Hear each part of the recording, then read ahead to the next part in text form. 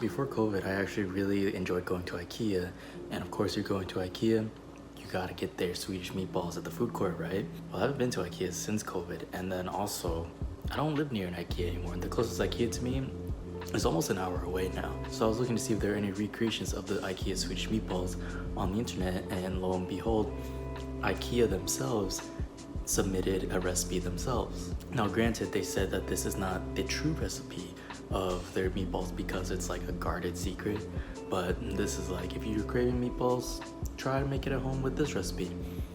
And that's what I'm here to do today. I followed it pretty much exactly to the T. Maybe measurements are a bit different here and there, but I want to see how IKEA's recipe fared compared to going back to the food court and getting it from IKEA stores themselves. If you enjoyed this and want to see more non-gaming related food, because I normally do gaming food, please let me know.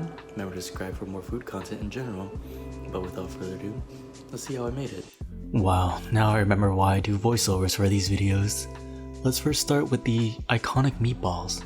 Add the ground beef and the ground pork into a bowl. It is a 2-to-1 ratio. Next, add minced onions and minced garlic. I just threw the onion and garlic into a food processor to make life a bit easier. Then panko breadcrumbs. Regular breadcrumbs work too, but I use panko for literally any breadcrumb situation in my household. Whole milk and a large egg. Season with salt and pepper, and now it's time to get your hands dirty. Thoroughly mix the meat mixture with your hands until it has fully combined. If it seems too wet, add more breadcrumbs, like I did here.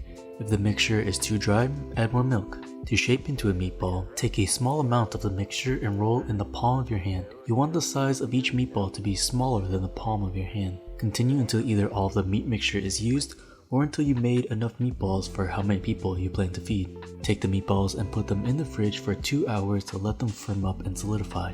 If you have any leftover meat mixture, you can keep in the fridge and make into meatballs for another cooking session. After 2 hours in the fridge, preheat a pan on medium heat, add cooking oil and place the meatballs in. Brown one side of the meatballs for 3 minutes, then flip onto the other side and then brown that side for 3 minutes as well. After both sides have been browned, transfer the meatballs over to an aluminum foil lined baking tray.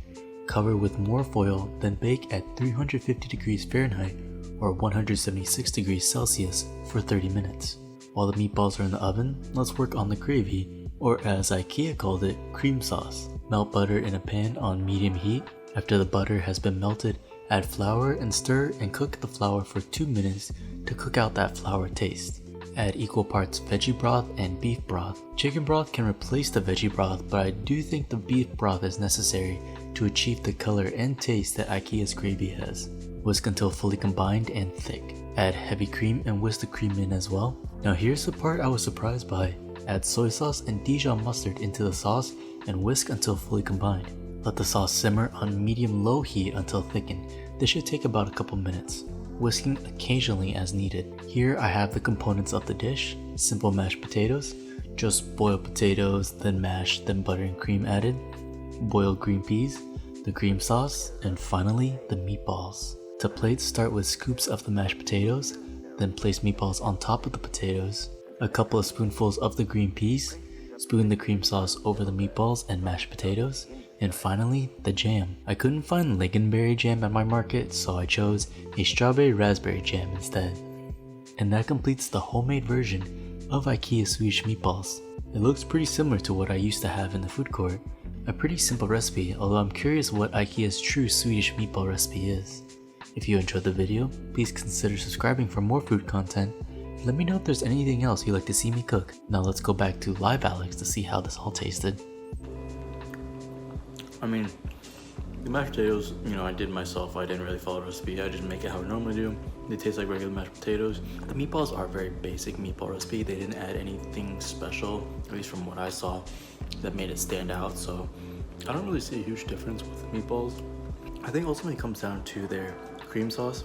The addition of soy sauce and Dijon mustard was something that I've never made with a gravy before, and I never knew that there were people out there that added soy sauce and Dijon mustard, or either actually, to gravy. So I think that was like the huge game changer here. Now granted, it's been a couple years, so I don't remember exactly, but overall the vibes of this dish does remind me of going to IKEA, spending hours there shopping and then ultimately going to the food court at the end of my trip. The meatballs are a little bit, not bland, but very basic tasting, you know? But other than that, I think this is really good. Unfortunately, I didn't get the lingonberry jam.